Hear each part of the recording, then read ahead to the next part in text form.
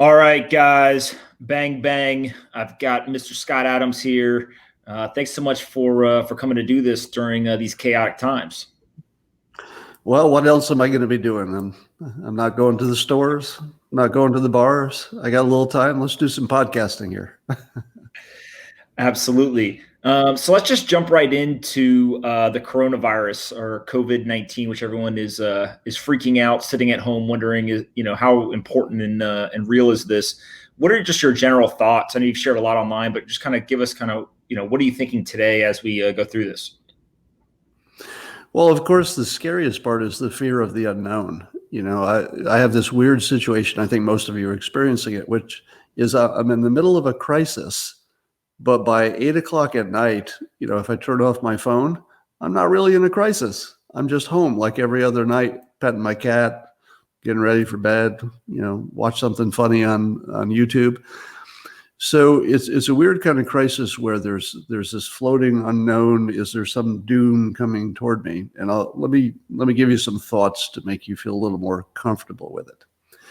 The basics of food and electricity and Wi-Fi and all that stuff, it'll be fine because those are the priorities, and we have plenty of capacity to take care of the priorities. The stuff we don't have, and it's only temporary, is to make some widgets and make your let's say your commemorative plates and stuff that really isn't going to affect your life that much for a month or so. So most of us are going to get some much needed time off. We're going to spend some more time with our families, and the experts of the world are going to get this under control. Now, I've been watching the events very carefully. And it's not something I advise for everybody because it takes a big psychological mental load to expose yourself to all of the news about this and sort of live with it in your mind. So much so that I'm forcing myself to take 1 hour breaks during the day, spacing them out because I don't like to be more than an hour end of the news just in case something comes up I need to know about. But you need to really take care of yourself. And in so doing, you're taking care of the rest of the world. Because if you can keep yourself out of a hospital bed, you've saved a life. I mean, honestly, it's that simple at this point. So I'm taking care of myself. But here's the hopeful part. And good news is often invisible until it appears. And that's what's happening. And I try to remind people that all we're talking about is what the virus is doing. Now, what the virus is doing is scary if it were the only thing happening. In other words, that virus starting small and then ramping up and going crazy all of a sudden, that's all we're talking about. And that's super scary. But at the same time, we've never seen the situation that's happening on the human side. The virus is one story, but that's half the battle. The humans are building weapons right now. This feels a lot like World War II. World War II, Europe is getting ravaged, but the United States is off, and we've bought ourselves some time. We know we're going to be in it, but we have time that Europe didn't have to prepare. And so we convert our factories and we go into war footing, and we start building weapons, culminating with the actual a nuclear weapon, atomic bomb. And we're really good at this when the smartest people have enough time. And I think the president bought us some time with the closing of the airports. But when the best people in the world are working on something, what you should expect is nothing until there's something. And it might be an atomic bomb. It might be, did you know we made 100,000 tanks on Wednesday? Hello, Hitler. So what you should expect is not hear a ton of great news until it turns. And when it turns, it'll probably turn quickly, and then the markets will return, et cetera. And the things we're already seeing is a lot of news about drugs that are working in the lab, and anecdotally, they're working great on patients. Now, I'm not an expert, so I won't talk about what they are, but they're known existing drugs. And here's the good news. Because they're drugs that are already used for other things, one was used for AIDS, one is used for, I think, malaria. We have an understanding of the risk because they went through the FDA for those things. If they also work for this new thing, the only danger would be there's something special about this that has some extra complication, but we're not seeing it. So already the smartest people in the world, and we're seeing lots of reports on it, have tested things that clearly work. And there's several candidates, and they need more information about it. But here's the main inspirational thought here. We've had big problems in the past. I mentioned in World War II, of course, there was the Spanish flu, 1918, but we've never had a situation like this that was a global problem when all the smartest people could talk to each other instantly. Because the smartest people in the world, the scientists, the doctors, are learning. So they're in the acquisition phase now, where they're learning as quickly as they can. And I saw today there was a call from doctors to get a website spun up really quickly where all the doctors working around the world can share what they found out. Now, at first it's anecdotal, but that tells you what to look at. And that call went out yesterday. Already companies have stepped up. There probably will be 1,000 different websites that do that. I think the government's going to have to say, okay, thank you, 999 of you who did this without even being asked, but we're going to pick this one. This one's solid, and that problem is solved. Now, I thought we were already there, but just having the internet doesn't mean that the right people have the right platform. That's the platform, is one of them. And meanwhile, other platforms like this are being, built all over the place. So imagine the power of, for the first time in human history, it's never happened. The first time in human history, all the smartest people in the world are focused on the same problem at the same time and can communicate.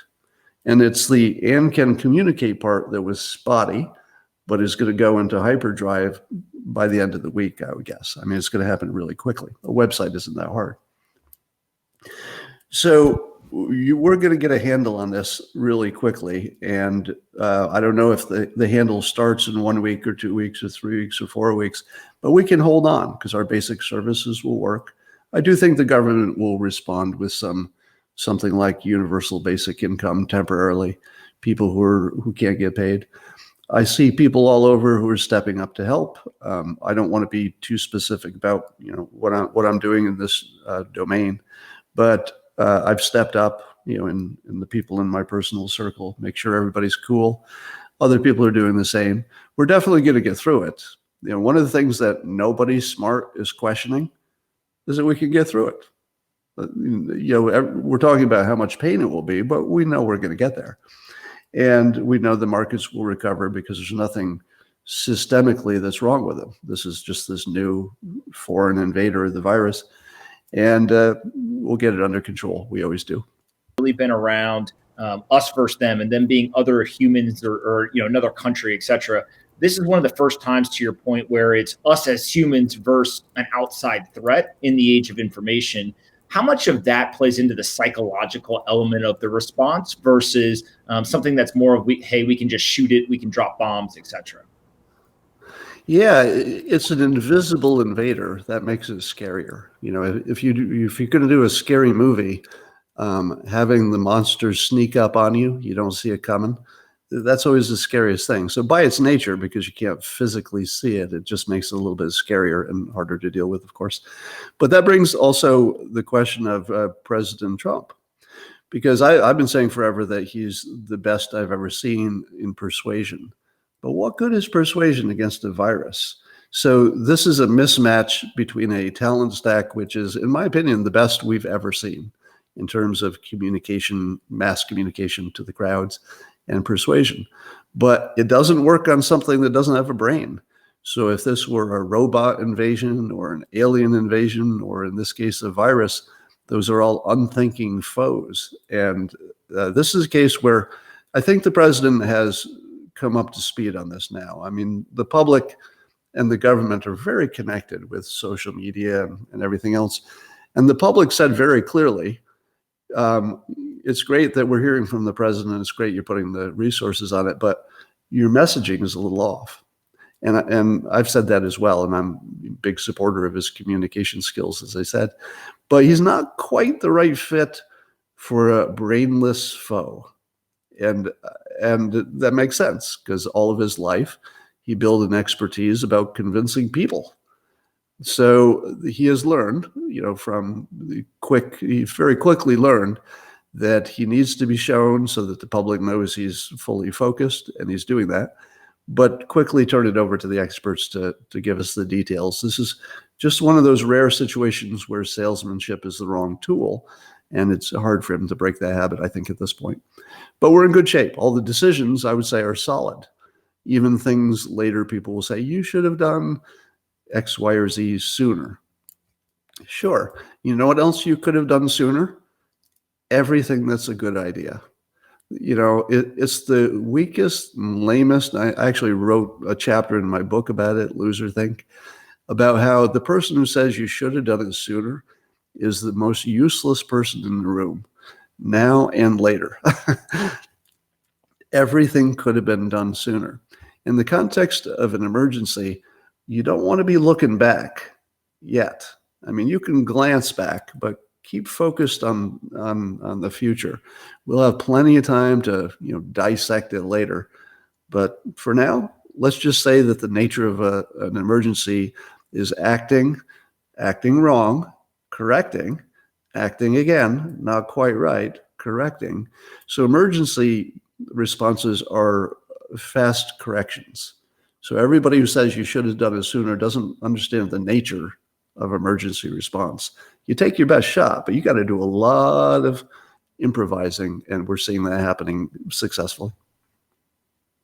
Yeah, and I guess part of this really is, he, in the book that you wrote, Win Bigly, which is actually very well done, and I'm a huge fan and recommend it to people all the time. You talk about that weapons grade persuasion. And what I wonder is, normally that weapons grade persuasion is pointed at the constituency, but how much of that can be used to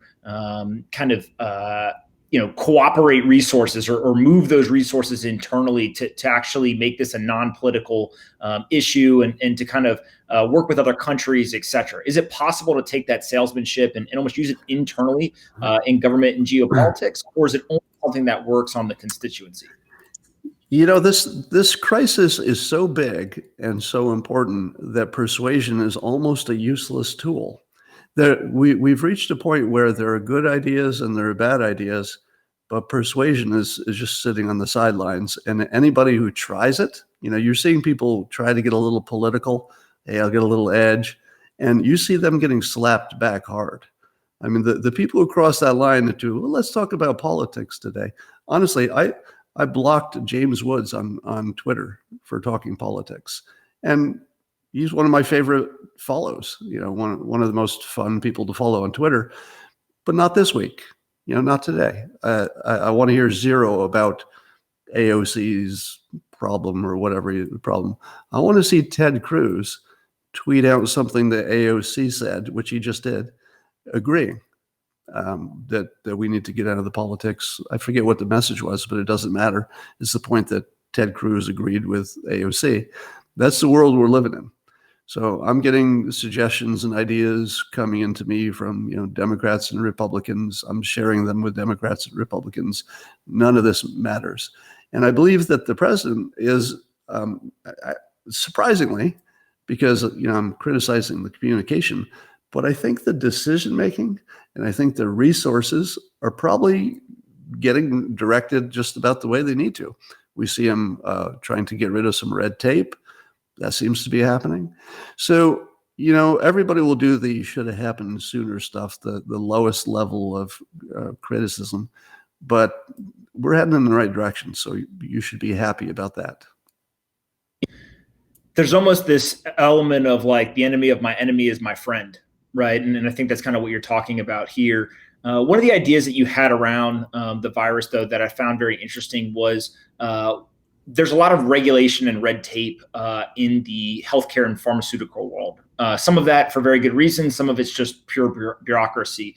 But you had talked a little bit about this idea of, well, if we know healthy individuals have a very low mortality rate when they get infected with this, especially young people, is there some sort of kind of sandbox where we say, if you would like to volunteer as a healthy young person to actually have the virus affect you or infect you, and then we can use them as kind of testing patients patients for vaccines, etc. One, I'll caveat the whole thing with this is an idea, and I think every idea should be explored. It's not necessarily you saying that this is the perfect solution, but it's just an idea. Maybe you can explain a little bit more about what you're talking about there and kind of the pros and cons as you see them. So I'm discovering this as we talk about different topics on the virus. Whenever there's a good idea, I try to put it out there just in case nobody thought of it yet. So I feel like I'm a sort of an idea curator at the point. It's just something I can do, and everybody's jumping in and doing what they can do. But that idea, very quickly, people said, already happening. So here's the good news. People are, and I think in Great Britain, they're paying them. Maybe we're paying them in this country for ethical reasons, but apparently that's already happening. So the idea here is that you take somebody who maybe wants to take the vaccine, and you give them the vaccine, and you just say, look, the only way we're really going to find out in a quick time if this works is we're going to have somebody who's infected slobber all over you. Now, they wouldn't do that. They would just take some lab sample and expose them to it. But the point is that the normal way you would test things is you would just give somebody a vaccine and let them live their life. And then you check back in a year and you say, well, these, thousands of people, how many of you got this disease just living your normal life? We don't have time for that. We need somebody to step up and say, look, I'm in good shape. I don't think I'm a high risk.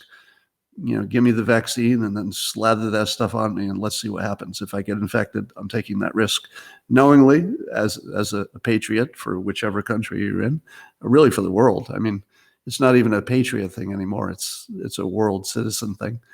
And I speculated that we would have no shortage of patriots, again, patriot for the world, who would say, yeah, let me go first. I mean, I'm in a sort of the target zone. I'm over 60. I've got a little asthma history, so I'm just hiding. But even I would step up to that if it were necessary. Like if that moved the ball forward, I'd say, yeah, I'm even in a high risk group, but I'll go. So I think there's no shortage of heroes. I call them ordinary heroes, just people who would say, the whole world is at risk. Take me first.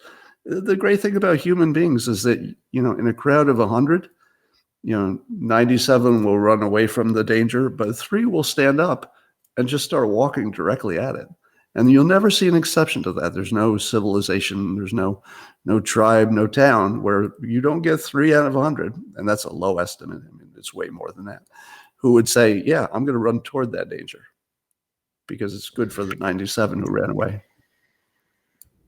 Yeah, and this brings the point of the 97 that are quote unquote running away, right? In some cases, they actually are running away. In some cases, they're just simply the ones who are most affected. And I think what we're seeing in the healthcare industry is we're exposing the flaws, right? So the hospitals can't handle this many cases. There's tons of supply chain issues around personal protective equipment, all of these things. Even I saw you tweeting about the telemedicine is being overwhelmed with people who don't actually want to go into a physical location but can't keep up with demand. Like, how do you think the world changes on the healthcare side, kind of once we get out on the other side of this? So right now it's kind of let's solve this problem, but how does healthcare and that industry really change over time because of it? Well, a bunch of ways that are predictable, and then a bunch of ways we can't predict. One of the things that I'm most excited about is that there will be a whole bunch of good news coming out of the bad news. Even World War II produced a number of inventions. I think radar was one of them. I'm not good on history, but I think that was one. And what we just did, and we're doing right now, is we're putting the best minds in the world, medical and scientific, together. And they're working on a problem that's sort of a class of problems. They won't just learn about this; they'll learn about the larger group of this. And what that produces, you can't predict. But we're putting the smartest people in the world together. We're networking them. They'll know each other after this is done. They'll probably create platforms for better sharing of information. That has almost unlimited potential for where that can go. And it's just because you put the brains in the same places. I mean, it's the same. It's the same thing that happens with Silicon Valley. It's the same thing that happens with a Microsoft town. A bunch of geniuses move there, and then you've got the right situation for startups, right? Maybe they came to work for Microsoft, but now they start dating each other and, cross-pollinating, and suddenly, hey, I got an idea. It doesn't fit in Microsoft. I'm going to start my own company. So you're going to see something like happened in the startup world by having them all in one place. Really important. The cross-pollination is just essential. That's why you don't see a startup community like spring up in the middle of Idaho or something. It's the people connection that makes it happen. So we just did that by necessity with the top, smartest scientists in the medical community. That's going to turn into something. The other thing is that I feel as though it's close to guaranteed that there will be some red tape that's removed, because we're removing some red tape temporarily in a number of ways. And some of it we're going to say, it worked better without that red tape. Let's just keep it that way. So some of it will be that kind of improvement. We'll certainly be toughened against pandemics. We'll certainly have better plans for the next one. We'll certainly have better ability to flex. We'll certainly be moving our drug pipeline from China to the United States, guaranteed. There's just no chance that's not happening. And by the way, if you hear that your government is not making that happen, change your president. Find one that will. That's not optional anymore. All right, but I think you can count on President Trump doing it, and whoever else. If we get another president, I think you could count on them doing it as well. Any party. At this point, it's just a given. So that'll happen. And then I was early on, I was suggesting that we drop the licensing requirements across state, so that telemedicine people, a doctor in Utah that is not yet has a big problem, could take some calls from people in, let's say, New York City who are. At the moment, it's illegal. Why? Is it because New York City thinks that a doctor in Idaho is not qualified? Well, maybe you should talk to his patients, because they think they are. They think these doctors are qualified. I don't think in the context of an emergency, there's any argument whatsoever that makes any sense that you should keep that restriction. So at least temporarily get rid of it. And what will happen if they temporarily get rid of that restriction? I will answer the question. People will realize there was no reason for it in the first place. It had to do with, lobby groups or the AMA or some damn reason that had to do with the economics of doctors, but not the well-being of patients. So I think you'll see things like that are temporary reductions in regulations, but they'll become permanent. So I would expect actually a pretty big gain. Now consider also the fact that we're all getting trained for hygiene. What is the world going to look like with all these habits we've developed for good hygiene? I'll be washing my hands immediately after this because I just coughed in my hand. I don't have the virus, by the way. If I talk too much, it's just my normal baseline, so don't worry about it. Hygiene, better hygiene, what's that going to do to the normal flu? How are we going to treat the normal flu now that we found all these treatments that apparently are going to work for this specific coronavirus? Do they work for every virus? Will we end up taking hydroxychloroquine? That's the official name. I think I nailed it. Hydroxychloroquine, whatever. Will we start taking that for regular flu? And then people will say, well, it's a good thing we had this other flu because we wouldn't have known this really helps. And the regular flu is whacking people by the tens of thousands and hundreds of thousands. So if I had to guess, we're going to come out of this with all kinds of new capabilities and streamlined processes, things we didn't know we needed, and we're going to be hardened for the next challenge. Yeah, I'm generally with you in terms of there's like these regulation improvements that we'll get, mainly because in times of emergency or necessity, we just will kind of ignore regulation and then realize, oh, wait, that could have been not there in the first place.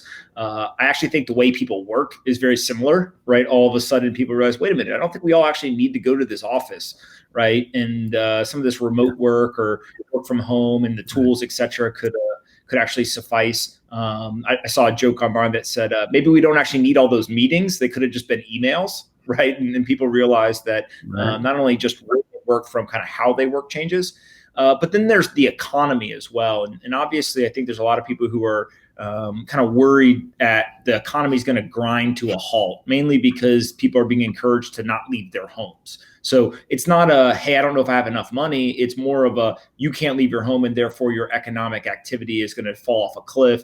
How are you thinking about, coronavirus impact on the economy and kind of where we are right now? Well, here's where people who don't have any background with economics are at a great disadvantage because they have just less vision on the problem. And so I would think it looks scarier because you hear people who don't know much about economics say, hey, it's all falling apart. And if you don't know any better, you might believe them. But I have a degree in economics. I've got an MBA from a top school, and I've talked to lots of other people who have similar credentials.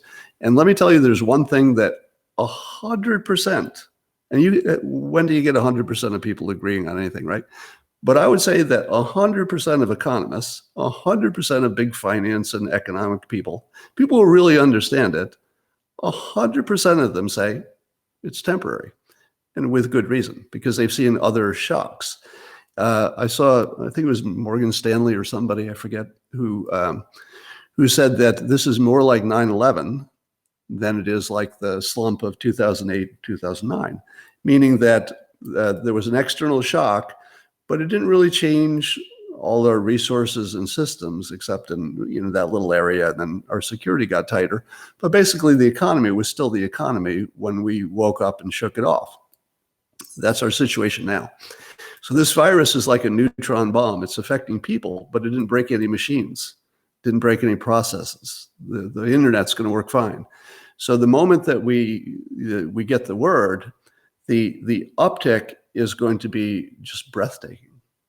The moment your government says, we got a handle on this, it's safe to go back to some of your other things, or even if we just figure out how to do the other things better in different ways, the recovery will be just breathtaking. The only thing we don't know is when we're going to get the green light to take the country back to full health. The moment the president says it's go time, people are really ramped up. The other thing I've suggested is we've got a whole nation that's going to be stuck at home for, I don't know, a while, and take some classes. If you come out at the end of this and you haven't developed a whole new skill, well, you did it wrong. If you were out in the job market and you had, let's say, some job that got removed, you were a server or whatever, well, pick up a new skill. Find a skill that you can learn in a few months that adds well with whatever you do or whatever you're going to add later that makes you more valuable. So as your income comes down, you can compensate by building your skill up while you're waiting. Because when you go back, you're going to go back with a higher skill and a higher income, and it'll pay for itself. So think of this time off as a little bit an opportunity for investment in yourself. Take an online course. They're cheap and widely available. I think it's great advice, and it'll be one of those things where when we get out the other side of this, people who use their time wisely will be very obvious, and people who didn't, I think, will also be very obvious. So hearing kind of you talk about the economy, it sounds like you subscribe to the idea that this is temporary. We get this kind of shock, really out of uncertainty and fear. The second that uncertainty and fear gets removed, we kind of go back into this raging bull market. Are you worried about any kind of what I'll call ancillary damage, meaning that economic slowdown, it pops the credit bubble, or there's any other issues that could cause kind of a more prolonged recession or financial crisis? Or do you really just look at it as this is a self-contained around coronavirus? Once that's gone, then we're off to the races? My guess is that certain industries will get just completely whacked, but our main industries won't. So if you're invested in cruise ships, I think that's a risky thing. I'm just not sure how that comes back. But if you have any kind of a normal business, I mean, is Apple going to sell fewer iPhones a year from now? Probably not. Is Google not going to get advertising for their searches? I think they'll be fine. So the biggest, most important and robust parts of the economy are not affected by this, but there are definitely some pockets. Restaurants are going to get whacked, hotels, travel, all that stuff's going to have some trouble, but they're going to adjust and they'll figure out how to make it work. And I think in the long run, we'll be fine. But to your specific question about credit, it's not going to be a near-term problem because you can run up the debt to create, loans. Now, and by the way, the banks are going to do amazingly well, which is weird. So they'll take losses in those few industries that are getting hit. But all of the people who simply had to pause their business and they're in a cash crunch are going to go to their bank, and this is every bank's dream. I was a banker once. I used to make loans to businesses. That was one of my past jobs. And here's the customer that never comes in. You want them to come in, but these are the ones that will come in. Here's my business that's been operating profitably for 12 years in a row. You can tell, here's my statements. I would like to get a loan because I have a temporary cash flow problem because I had to shut down for a few months. A bank, their eyes will get as big as, plates, because they want that business. That's like free money, because not only does it make sense for the business owner because they know they can pay for it, they just spin back up and they're back in business. And the bank says, I can't make a better loan than that. You can't make a better loan than somebody has a temporary specific problem that's already solved, but otherwise their business model has been demonstrated. So people probably will have access to credit.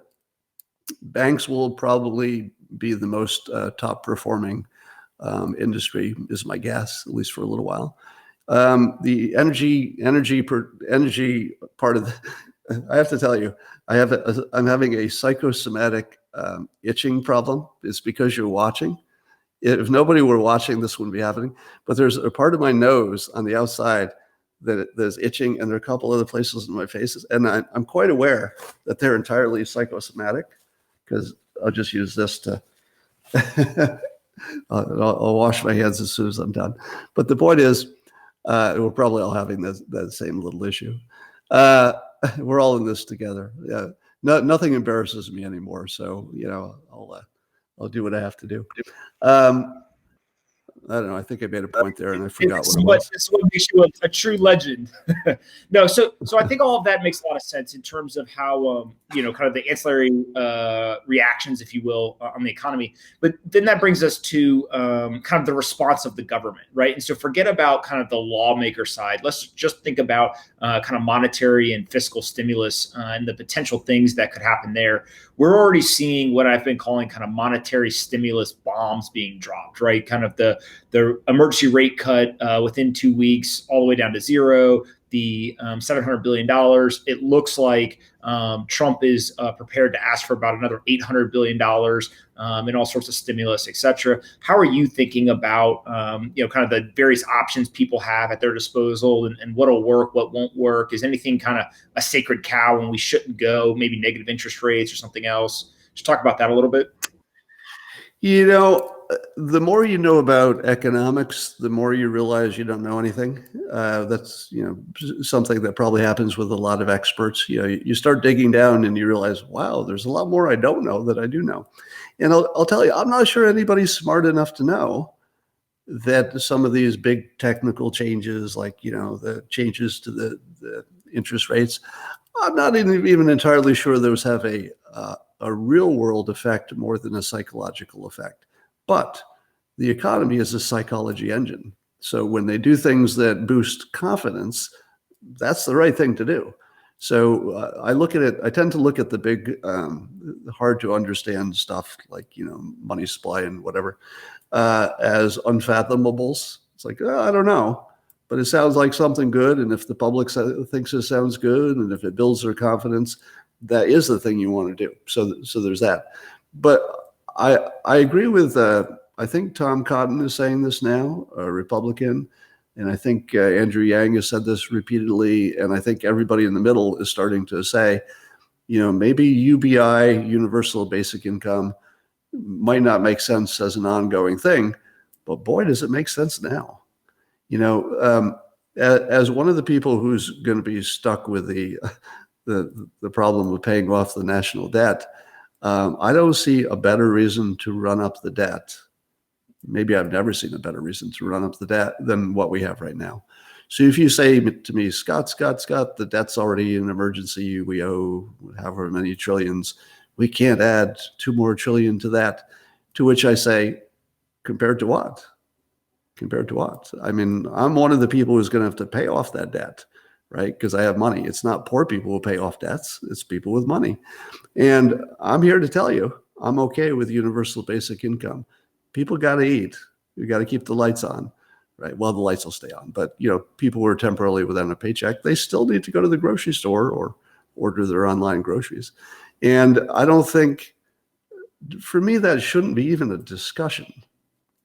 Because unless we have another way to solve that specific problem of getting those people who are staying at home, a paycheck, if somebody doesn't have a better answer, and I haven't heard one, we should do that today.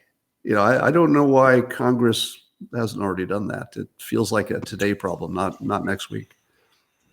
Yeah, it's really interesting you bring this up. Was it yesterday or the day before? I got in an Uber here in New York City. And when I got in, the gentleman had on medical gloves, the driver, and he had a N95 mask on. And next to him on the console, he had a bunch of hand sanitizer and wipes. And we just started talking. And, I basically said, how's it going? Is demand going down? Do you think Uber will kind of shut down and Lyft shut down, et cetera? And he said something really interesting. He goes, a couple people have gotten in and asked me, why am I still driving? Obviously, given the fact that I'm worried about the virus, given all the kind of personal protective equipment. And he said, and I keep reminding them, I still have bills to pay. I still have to feed my family. I still have rent to pay, right? No one's going to kind of give me any help. And so I'm going to keep driving until they tell me to get off the road. And I thought it was, just kind of the perfect example of somebody who that's what he has to do, right? That's his living, and he's going to keep doing it until either they tell him to get off the road or he's got to, somehow get through this, kind of this tough time. Yeah, people are going to be making a lot of tough decisions. One thing that might be a little ray of hope is that the restaurants are going to become delivery kitchens, basically.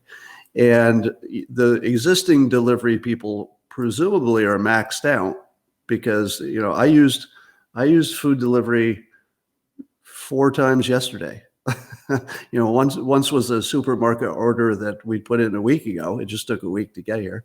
And 3 times I told my crew here that they could just use as much DoorDash as they want, as long as they use obviously it's local restaurants. It's just to support the local restaurants. So I basically took the cap off for my family. It's like, you're hungry? I don't need to be with you. I don't need to, you don't need to ask me. If you're hungry, go support a restaurant by going to your computer and push the buttons, get a tip to the delivery guy. So I think you're going to see Uber people becoming food and product delivery people on top of whatever little bit of human cargo they have. So that could help a little.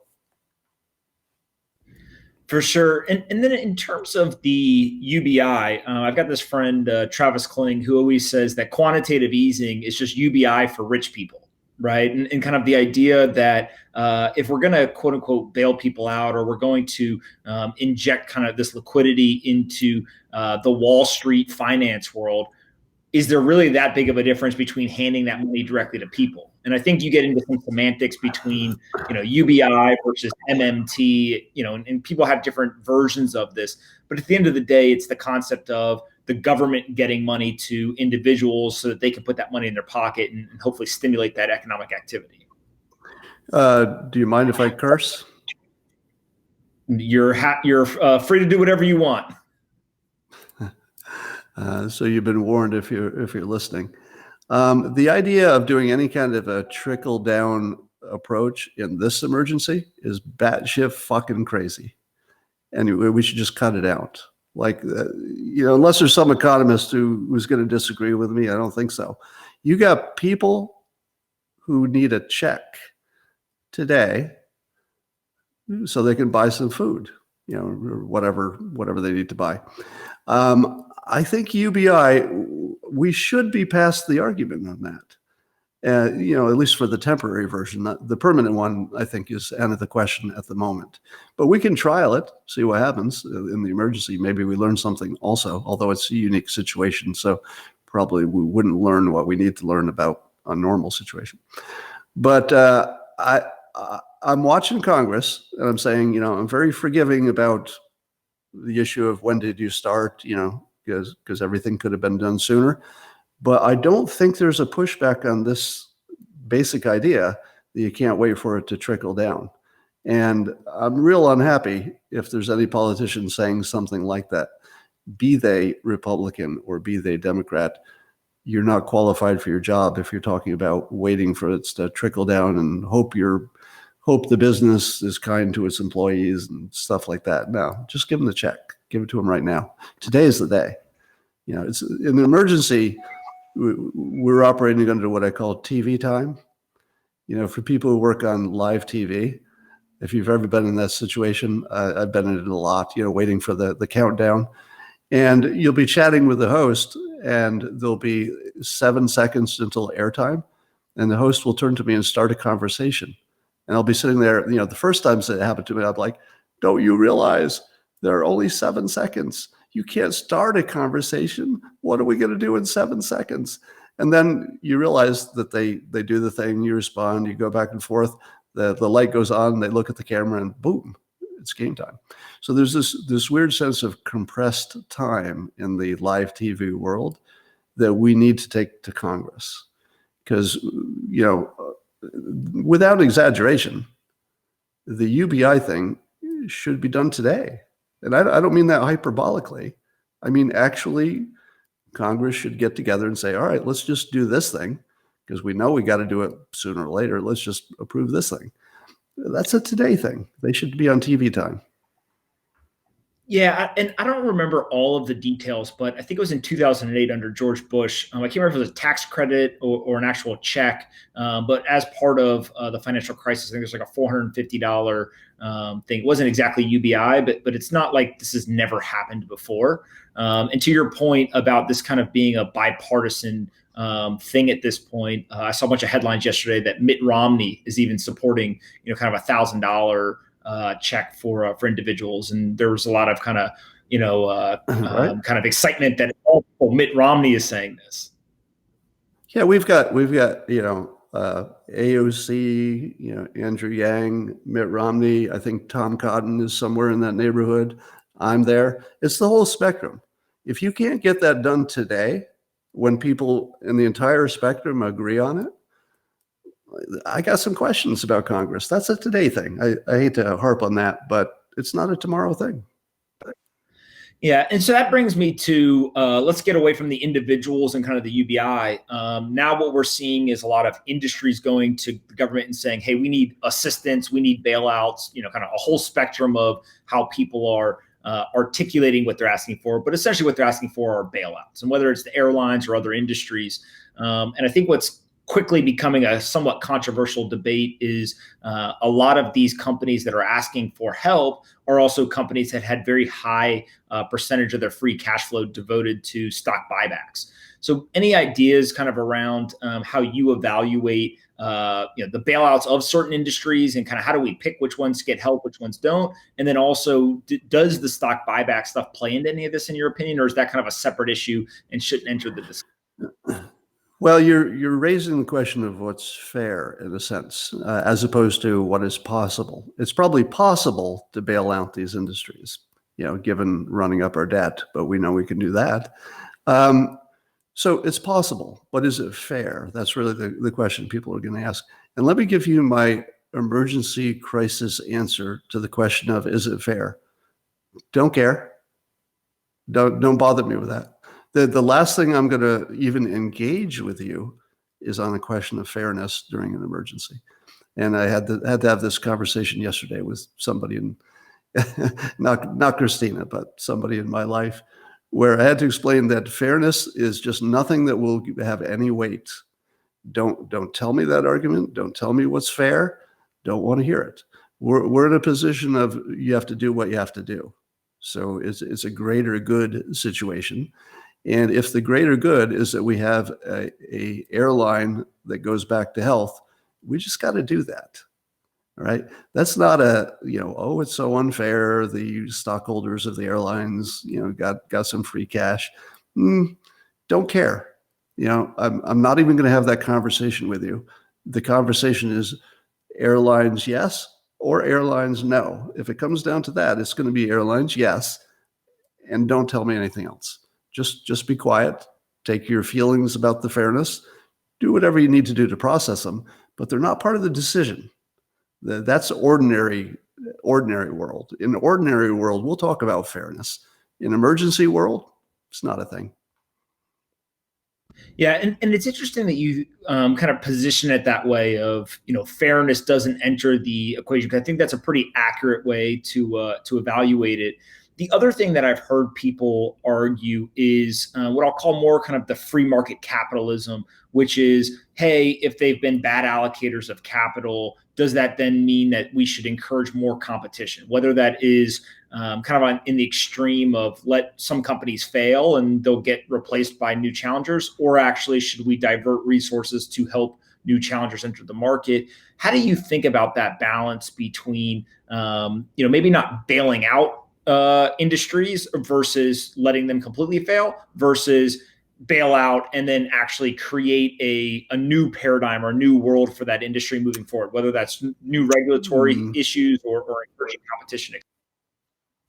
Yeah, I think that conflates the long-term strategy with the short-term. The short-term is we can't have no airline travel.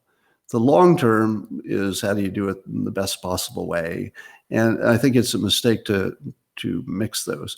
We're in an emergency situation. How do we get back to something close to business as normal? That's the only thing I care about.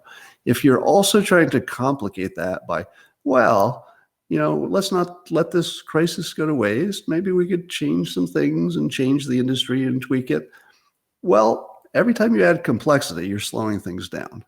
You're adding a new point of failure, giving somebody else a reason to say no to what they should be saying yes to. So this is no time to get clever, and it's, at least in that way, in terms of adding complications and planning for something that, maybe that would be better in some way. It's just not the time for that. But yes, maybe we learn something from this that once we're past the danger zone, we can apply it in the future. But I don't want to look back. Don't want to focus about what the airlines did in the past. Don't want to talk about fairness. Want to look at the future and the greater good. Focus on that, not the past, not fairness. Yeah, you've got a very kind of, we're in an emergency, let's solve the emergency, I think, viewpoint, which frankly is not commonly held by a majority of people. So it's kind of refreshing to hear that. Let's switch gears a little bit, because I think coming out of this, healthcare issue and then the subsequent economic slowdown, attention at some point will shift back to politics and the election. Where do you stand? We're recording now kind of mid-March of 2020. What are you thinking about election and kind of the various candidates' probability of winning? And then also, even, do we have the election in November? Does that get postponed? Is that going to be kind of compromised in any way? What are the thoughts there? Well, I've been saying for, years now that the president was on a glide path to a landslide reelection unless, and I always added this, or at least I tried to always add it, unless something big changes. And then I also added, I tried to do this every time, and it will. So every prediction has the caveat that if things go the way it looks, this is where it ended up, but they never do, never. You don't expect it to, so don't straight line your predictions. That's always a mistake. I rather look at the tools and the big picture rather than straight lining my predictions. So that said, with that caveat in mind, here's what it looks like at the moment. I think the coronavirus took the odds of a Trump landslide from 100%, basically, in my personal opinion, to something closer to 50-50. Because this is going to hurt him. And it doesn't mean that he did a bad job, because I don't see evidence of his decisions being suboptimal. I just don't see it. The people who don't like him do see it. We live in this world of two movies. So to the extent that people can say, see, that's what I was telling you all along. If, we get in a crisis, he might stumble. He should have done something sooner, or I'm a super genius and I would have done it differently. And they'll make claims like ridiculous things. This is coming. His opposition will say, he should have brought all the experts together and make people work. And to which the rest of us are going to say, what exactly did you see happening? That's what I saw happening. He brought all the experts together and they did their job, and we got past it. Now, the big question is turnout. In November, are we still going to be worrying about crowds enough that people say, I think I'm going to sit this one out? And I think the odds are at least 50-50 that will be the case. Maybe not for everybody, but let's say you have an election in which the advice is, if you're above a certain age, rethink it, or you should do it by mail. Now, you hear that and you think, well, that's good. They still vote. They just do it by mail. But remember, you're talking about old people. I don't know how many old people out of 100 could be converted to actually voting by mail, even if they thought it were a good idea. Like, would they know how to do it? Would they, it's just an extra level of complexity. So you could see turnout being the only thing that defines the election, and the coronavirus could be a big influence on turnout. So that's one way it could go. That's the 50% odds, I'd say. The other 50% is that whether or not the virus is still with us, it took a hit over the summer and things returned to normal enough, and the polling places put in procedures to keep people away enough. I mean, you could imagine that there's a special polling place for seniors, that we just wouldn't have needed before. And we say, look, if you've been quarantining and you did a good job and you have no symptoms, use this polling place. It will still keep you separated, but there's a little extra safety. So you're going to see massive, massive adjustments as people learn to do remote. Maybe finally we'll be able to vote digitally from our phones on an app. There's got to be a way to do that. I mean, seriously, if you can take a picture of me voting, how likely am I going to fake that vote? All right. Like, you should have an app where, as I'm voting, it's taking a picture of me. So there's no question who's doing it when. It's like, there's a picture of me. You don't have to look at it. You could just store my image somewhere in case it ever comes up. But certainly there's certainly got to be a way we can fix online voting and make that work. This isn't like hardest problem in the world, really. So I think you'll see that. Now let's talk about the candidates.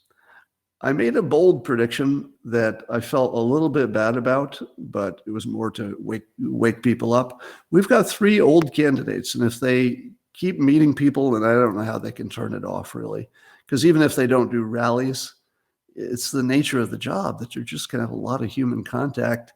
We're not going to put Bernie behind a glass cage. Biden, he's not behind glass. And it doesn't take too much contact of, remember, the people that they have contact with are hyper social, hyper connected people. That's who gravitates to these jobs.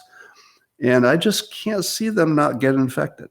So I think we've got 3, elderly statesmen here, counting Trump, Biden, and Bernie, and they're really at risk, because I don't know that people are going to be able to tell them to stand down. And I think that they might be willing to take the risk because they think there's a big gain at the end, not just personally, but for the country in their view. So we could lose it. We could lose one of them. And we could lose 2 of them. That's not beyond the realm of possibility. And that would be just an immense tragedy. So that's a wild card. I wouldn't put the odds that high, but, there's a solid 10%. Then one of them doesn't make it to November. Now, of course, there will only be 2 that matter in terms of the election by that time. So that improves the odds that, we've got something to actually vote for. But the other wild card is Biden's just capability. It looks like he's a lock to get the nomination. Anything could change, but it looks like he's on that path, because Bernie seems to have stopped fighting. I think Bernie's looking for the influence at this point, maybe get Biden to take on some policies, and he's already starting to do that. So it looks like it's going to be Biden. And we've all watched the videos. I thought his debate was unexpectedly good, surprisingly. I mean, he seemed vigorous and as good as you'd expect Joe Biden to do at this age. So he didn't show too obvious a signs of mental decline. But we have seen him in that mode. We're not doctors, so we can't diagnose him. But to the public, it looks that way. And if it looks that way to the public, they will treat it as a truth, even if they're not doctors either. So the Biden, I don't think there's more than a 30% chance he's going to seem completely competent by election day, even to his own team. So I think the most likely outcome is Biden runs, he gets slaughtered by Trump as we're getting off the coronavirus. And that's the most likely path, but I think even the most likely path is 50% at this point. Let's take it to 51% to make it the most likely path. No, I think that it's a really well articulated kind of path through how a lot of this could potentially unfold. One of the things that you said was one of the candidates contracting or being infected with coronavirus. And I'm with you there in terms of just the high degree of social interaction, the societal pressure to shake hands, especially when you are especially the president and you're meeting constituents, et cetera. What do you think would happen? Let's say if Trump actually was infected with coronavirus, one, would they even tell us, or would they hide that for, as long as they could? And then two, kind of how does maybe the everyday, work of a politician or the government, does it change at all? Or is it just something that's more health related? And that would be well, it sounds like the sound just cut off from you. I'm going to assume that they can still hear me and keep talking until that gets resolved. But my expectation is that the government will function pretty well no matter what, because we have backups on backups, and most of it's done by career people, and some people can be on vacation or call in and it'll work just fine. I don't think there's any chance that Trump would hide a positive diagnosis, only because there's too much, and too many people would know. And you'd notice if he was staying away from people in a different way. And we haven't seen that. So if he disappears and they say, well, he's self-quarantining or something, then start asking some questions. But if you don't see that, I think you're safely that he doesn't have that diagnosis. The other two, I think, would play as straight. You have your question because there's a legitimate reason for the leader of a country to maybe not show weakness. You could make an argument there might be some case where that makes sense, but it will never make sense for a candidate because, the news would get out, you'd lose trust in them. That's the end of it. I think they just have to say they had it. Might even help them. I think nobody's on the campaign trail. So if somebody is going through the coronavirus and recovering on camera, and the public's watching it or watching as it unfolds, and they do recover, they're going to get the best healthcare, obviously. Maybe it's an advantage. There certainly is such a thing as a sympathy vote. If somebody battles through it and recovers, you might say, well, that's one leader that's not going to get it, in all likelihood, because they already got it. So I'm not too worried about the ongoing operation of the government. I'd say that's a very low risk, not one that I'm even entertaining. Got it. And then, go ahead. Oh, I just wanted to check to see if your audio was working, but it is, so go ahead. Yeah, we're still good. You've talked a lot about, or maybe not a lot, but you started talking about Bitcoin, given the recent crash and kind of the economic situation, et cetera. What are you kind of thinking about that today? And I think you even had some Bitcoin, but sold it at some point. Is that right?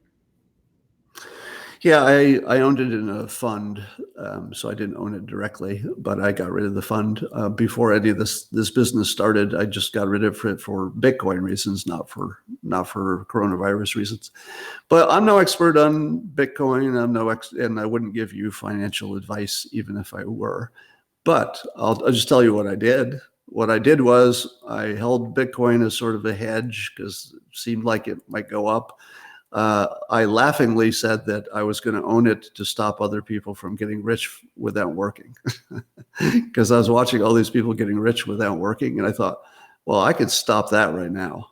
I'll just buy a bunch, And it was the last day it went up, basically. I mean, it's bounced around, but, and I actually sold it for, I don't know, 20 or 30% gain when it popped up for a little bit. But it never really was the Bitcoin of old. It wasn't the Bitcoin that was, doubling every few days or whatever it was doing. So yeah, in a jokey way, I say I killed Bitcoin by buying it. And I actually announced it when I did it. I actually said, this is the end of Bitcoin. I just bought something. I wasn't even joking, because I think I somehow have an uncanny ability to sense the end of a good thing. Sometimes I realize it and sometimes I invest, but I have this uncanny ability to say, yeah, now's the time.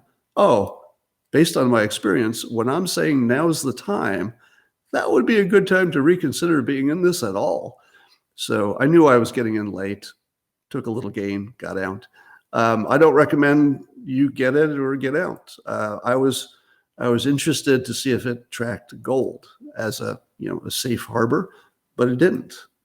And it didn't do it in such a visible way that it would be hard to maintain the argument that it's a safe place to put money in a crisis. It's definitely a different place to put money. So if you're just somebody who wants to diversify, you can make an argument for diversification, but I'm talking about 5% of your portfolio, not 50%. So that's the only financial advice I like to give, is diversification, because that's universally just always a good idea. Yeah. So the one thing I think that it's not so much convincing people. The one thing that I think is happening, again, kind of how you caveat and say not with 100% certainty, but I think that the liquidity crisis that a lot of the investment community has gone through over the last really 2-3 weeks. I did this research on what happened to gold in 2008. And gold over the summer of 2008 went down about 30%, but it ended the crisis up from kind of start to finish up about 3x. And what it looks like when you kind of look with hindsight bias and 2020 visions, in hindsight, is that the liquidity crisis, anything with a liquid market got sold, everything went down in kind of value as those sellers tried to exit. But then when the government responded with all the monetary stimulus, et cetera, people then ran back to gold, right? And it kind of ended the crisis up. Again, history doesn't always repeat. But that's opposite of how it's supposed to work. Gold should have gone up during the crisis, but when the government made good moves to end the crisis, gold should have gone down, but it went up. So that tells you it's not a safe storage in an emergency. It's just operating the same as stocks. In your example, I'm not giving anybody advice here. I want to be clear on that. I'm just saying that your example proves that gold is not a safe storage. It doesn't prove the opposite.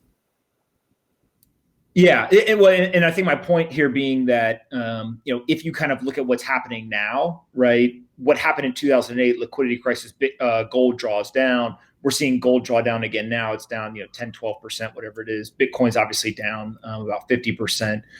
So again, it doesn't mean it's going to happen again, but it looks very similar to kind of that liquidity crisis in 2008. So, we'll see what happens. But how do you think about kind of your other investments? So take out the highly speculative stuff like a Bitcoin, et cetera. How do you generally think about investing, given, you've got kind of multiple income streams and building a business and the books and all of that? But I'd just be interested in how you, at least framework wise, think about. Well, in terms of stock investing, diversification is the only word I like to use, and it's the only thing you need to do. So if you're buying an unmanaged stock fund or a spider, as they're called, it's a different form. But if you go for a low fee, large grouping of stocks that you can buy with one purchase and you own the whole basket, if it's a broad index like the Fortune 500, that's where I put most of my money. Then you have the same fate as the country, basically. So you wed your success financially to the United States. So if the United States does well, you're going to do well, guaranteed. It can't go any other way. The stock, that basket of stocks just moves with the country. Now, historically, that's always been a great investment. Now, of course, the person who invested in that one stock and they made a lot of money, and you think, well, I can do that too. No, you can't. No, you can't. if you don't believe me, because, cartoonist, I get it. I do have a degree in economics and an MBA, as I said earlier. But if you don't believe me, just Google it for yourself. Do a little research. Should you, as an independent investor, buy individual stocks? 100% of experts, and again, this is rare to get 100% of experts in the same place, but 100% of experts will say, no, you shouldn't do that because you don't know anything about these companies. That's a risky thing to do. There are some exceptions. A company like Apple or Amazon or Berkshire Hathaway, they sort of operate like a fund themselves, or they might have a monopoly. In the case of, Amazon, I hate to say it, but it's basically a monopoly. iPhone is basically a monopoly, not illegal monopoly, but it works that way. So if you have something that's gigantic and distributed and acts like monopoly, maybe a little bit of your money there. But even Apple could have some kind of shock that takes it out of business that didn't affect your other stocks. Anything could happen. We've, named the number of successful computer companies that don't exist. Hello, Gateway Computer. I mean, you could be surprised even by big companies. So diversification, period. But if you're in a position where, you have a good sized portfolio and you want to see if you can get some kickers, with your, let's say, the 10% that isn't going to ruin you if you guess that wrong, then you might go into some funds of some industries that will be good in the long run. I recently sold off some biotech fund I had, before this ugliness started, so it was good timing. Just got lucky. But is biotech going to be a smaller industry in 10 years? Probably not. I mean, but you should still diversify within that industry. And I call them the kickers. It's the thing that could go up 400%, and it did.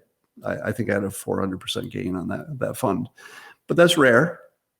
I also had for a while a fund of the oil companies, because here's my thinking, and this perfectly displays why people are bad at investing.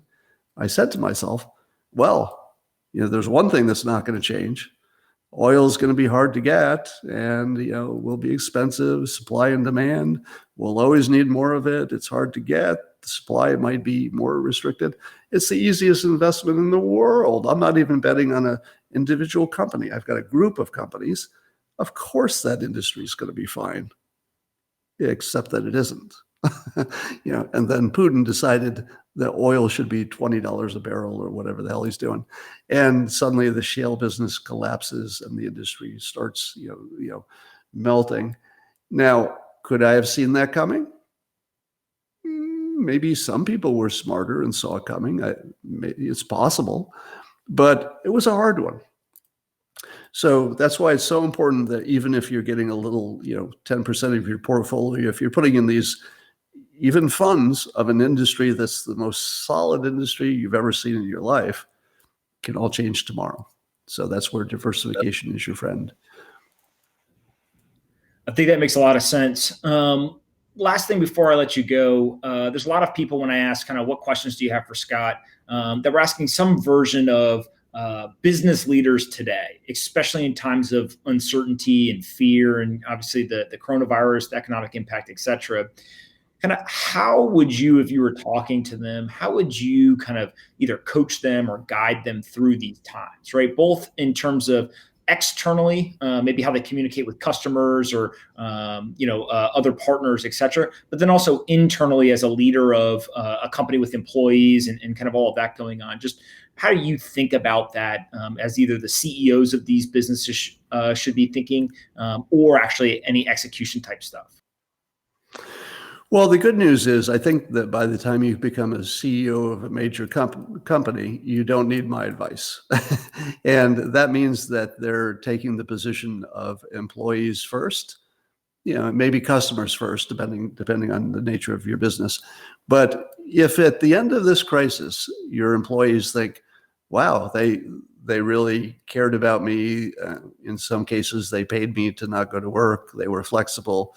They did everything. They said the right things. That company is going to be stronger after this because the employees are going to remember that. People remember when you do them a favor. It's a basic principle of reciprocity. So people who feel like they got treated well are going to be really good employees because they're going to be paying back sort of every day just by their actions, their loyalty, et cetera. So the smart CEOs, but of course only the ones who have the wherewithal to be able to do this, are going to be real kind to their employees. And that's a good investment right now. It's a good investment for the country, but it's also good for the company. So I think anybody smart enough to be a major CEO knows that they're all going to be compared. And if Amazon, I'll just pick random companies, but if Amazon did a great job for its employees and you didn't, they're going to know, and it's going to cost you. So I think people know that there's a big price to be paid in a national emergency if you don't step up. People are also expecting their companies to help with the emergency. So it's not enough to just help your employees, but they're going to have to build a factory, convert something, help something, be part of the answer. It's not a spectator sport. If your CEO is not taking care of the employees first, but then also seeing what can be done to help on the larger problem for the country and the world, they're probably not doing it right. So those are the things you need to get right. First empathy, empathy first, then say what you're going to do. Play it straight, don't scaremonger, don't play it down. Play it as straight as the government is, at least to Fauci. Take your lead from him, and I think you're set. And it's not really a complicated thing, but if you lead with empathy, take care of your people, it'll come back to you. The best solutions are usually the simplest, which is definitely true right now. I end each conversation with 2 questions and then let you ask me one to finish up. The first is, what is your favorite book or the most important book you've read, but it cannot for you be one that you have written? Yeah.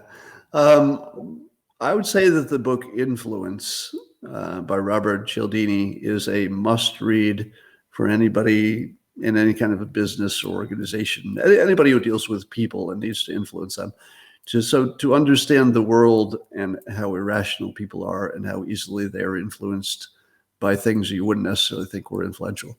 So I would say that's the number one book, and everybody should have read that if they're in the business world at least. And then aliens, are you a believer, non-believer, think they're real? Well, I'm a believer of simulation theory. And believer, of course, I'll put that in quotes.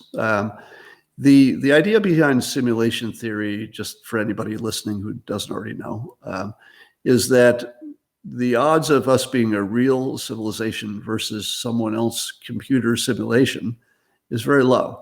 Because for every civilization that will be able to build a simulated software, let's say, civilization, and then look at it and let it run out its evolution, for every one that can do that, they're not just going to make one, they'll make lots of them.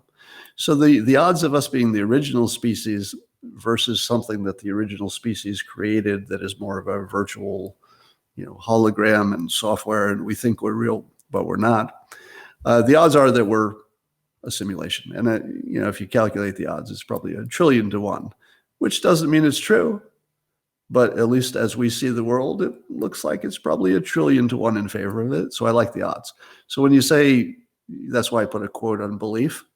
Well, I don't believe it. I simply observe that these things are true. And that would give us an odds of, 1 trillion to 1 that we're not real.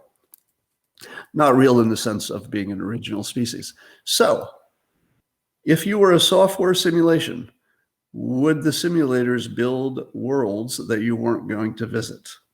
And the answer is no. You wouldn't use resources to build an alien planet that nobody in your Earth simulation could ever see, unless it's just for fun. You have some other simulation going. But probably it's just us, because that's the way a programmer would make it. They'd say, I'll build one world. Well, I'm not building 2 worlds. That's just somebody else's simulation. But in your world, this is it. So probably we're a simulation, and probably we're programmed like a human programmer would program. and there are resource constraints, and you would not build worlds that you did not visit. And so, no, under the simulation theory, it is unlikely that there would be aliens, but could be.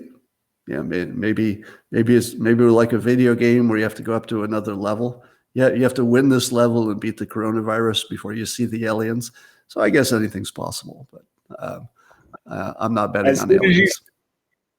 As soon as you said get to the next level, I thought coronavirus may be the end of this level. Yeah, well, when we beat it, will be the end of the level. It's not going to beat us. Absolutely. What one question do you have for me to finish up? I do have a question for you. So you asked me to be on because you've been following my work for a while. Pick out the one thing that I've said or you've read about me that made the most impact, that in a real world way, that changed something you did. I think that my favorite thing you've ever written is the book Win Bigly. And I think that you, in a very clear way, articulated this idea of weapons grade persuasion. But one of the things that I took out of there that I think previously many people debated was, is this something that is innate in somebody, kind of nature versus nurture type thing? And the anecdotes that you used in terms of, I think there was an example of the logo or the mottos for Hillary Clinton and Donald Trump. And kind of one was very data driven and testing. The other was kind of just, make America great again.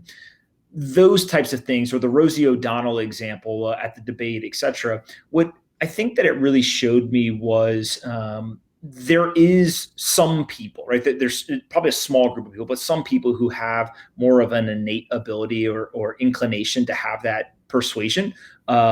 And it's probably more nurtured over time, their experiences, where they grow up, who they interact with, et cetera. But it really made me think critically about the idea of what happens when those people then also focus on becoming better at what they're already good at. Right? Kind of, if I'm good at something, could I become great at it? And it really made me think through, there's probably not that many people who are good at something that focus on it enough to become great, because being good at it means that they get by just good enough.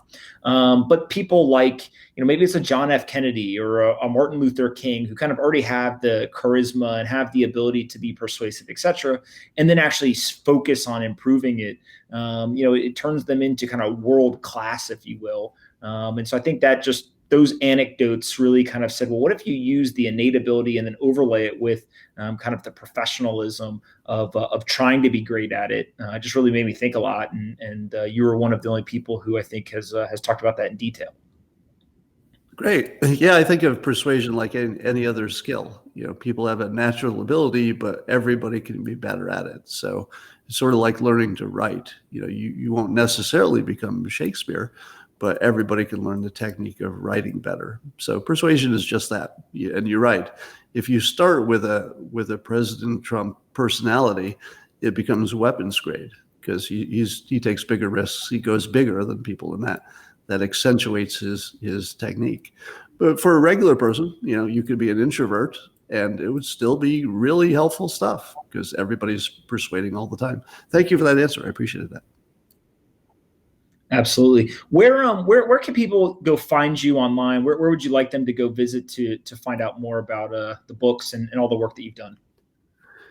Well, the good news is I'm minorly famous. So you can just Google my name and everything will pop out. But Dilbert.com for the comic, and then for other commentary, Scott Adams Says, all one word, Scott Adams Says, on Twitter.